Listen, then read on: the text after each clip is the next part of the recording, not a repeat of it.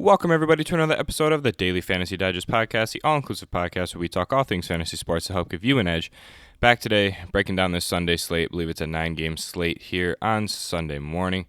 Just to do a quick recap of yesterday, absolutely killed it with Aaron Nola calling pitching. John Gray, average night, struck out 5, but gave up 4, so it wasn't too crazy. And then for bats, dinger of the day call, Rhys Hoskins, dinger in with Bryce Harper back-to-back in, I believe, the 4th or 5th inning. And then the Angels heated up towards the end, got a couple hits, David Fletcher. So overall, barely snuck into the cash line on some, but missed on a decent amount. The Angels didn't heat up for some reason. And the Phillies, although they hit 2 homers, it was a little bit of a long shot. The Astros and the Twins were the main stack. But nonetheless, we continue on. We've had an incredible week so far here on the podcast. So looking to continue that today. So let's jump right into today's breakdown. 4 players above 10K. Justin Verlander is going to be the chalkiest by far, but I refuse to pay 12K. I think you can get the same upside with my favorite pitcher on the slate being Noah Syndergaard. I think Syndergaard provides a lot of upside here against a Pittsburgh team who's really lacking right now, and the Mets are just hot, 7 in a row, looking to make that playoff run. So I think they're very hungry for a win, and Syndergaard's going to provide that upside that you really need on the slate. So I think for all purposes today, Syndergaard's my top play. Caleb Smith would be the only other player I would think is viable for GPP purposes. But Verlander's obviously going to be the chalkiest. It's been incredible all year. Double-digit Ks in 3 straight games. I expect Syndergaard to get a solid 8K game going here.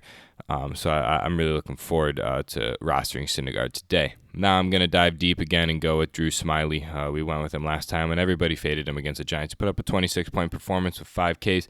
I think going up against an absolutely terrible White Sox team who could only put up 1 run yesterday is just somebody that I really, really, really want to take advantage of. They have not been hitting well lately, even with the addition back of Tim Anderson. So it's really interesting for me to see that type of regression.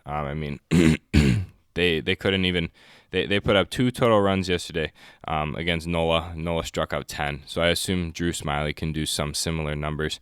I'm assuming 6 Ks, probably give up 2 runs, and that's 100% okay with me for today because there's some bad stacks that we definitely want to pay up for today. I think a lot of people are going to go back to the Twins, and that's something that I'm not going to go for. I am all on where they at the Toronto Blue Jays today in Camden Yards going up against Yacobanis. I think it's just an incredible matchup. I think you have to play up for Vlad Jr. I think you have to roster Bo Bichette, who's been leading off and going absolutely off.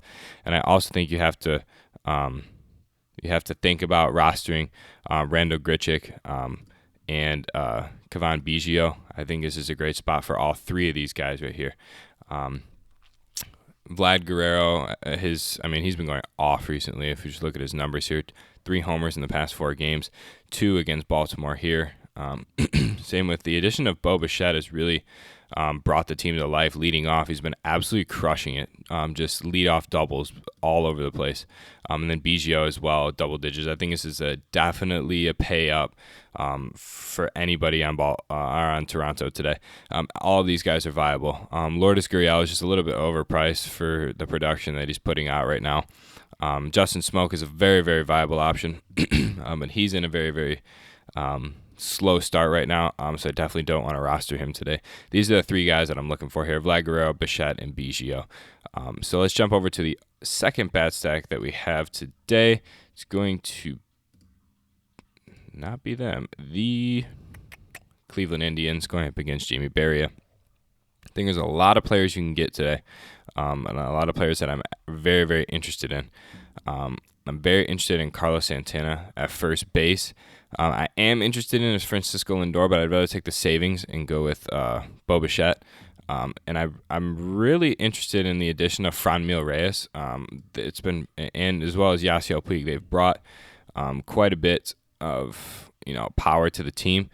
So I really like Franmil Reyes today as well as Yasiel Puig because you see 3,000 left and you'll be able to pay down for a catcher, potentially Luke Mail. Max Stassi is going to be playing today. You'll be able to get 3,900 for a catcher or for an outfielder. You'll be able to get plenty of options here. Castellanos on the Cubs, it's a great option going up against Hauser, who's been hitting second in the lineup lately. You can get Inciarte going up against Sonny Gray. You can get a lot of players here today. Just by paying down for a catcher. Like we always do, we're team low price catcher here on the slate. So keep that in mind. You can even get somebody like Mike Zunino. All these players are going to be viable. Wilkin Castillo, it doesn't matter who you'd be able to play. If Luke Mail plays, he's obviously the option here, but I don't think he will. So anybody in the 2.3 and below range is definitely viable. You'll be able to get a solid outfielder. So with that being said, this is what my lineup's going to look like come lock today. I'm definitely on Syndergaard, Andrew Smiley, and then my top options today are going to be Biggio, Guerrero, and Bo Bichette. And then the secondary slate is going to be the Cleveland Indians with Carlos Santana, Franmil Reyes, and Yasiel Puig, who I think have just added great depth to the lineup by adding these two players here.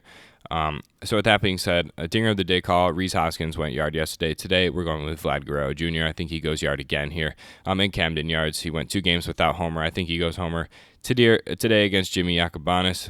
It's a great matchup for them. So Toronto's the top bat stack for this slate. So with that being said, thank you for all the support we've been receiving on the videos lately. I've been absolutely crushing it. Keep hitting that like button.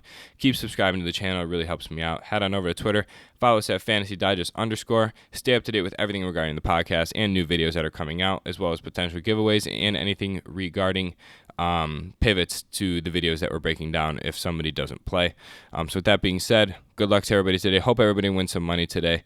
And we'll see you tomorrow for another breakdown here on the Daily Fantasy Digest podcast.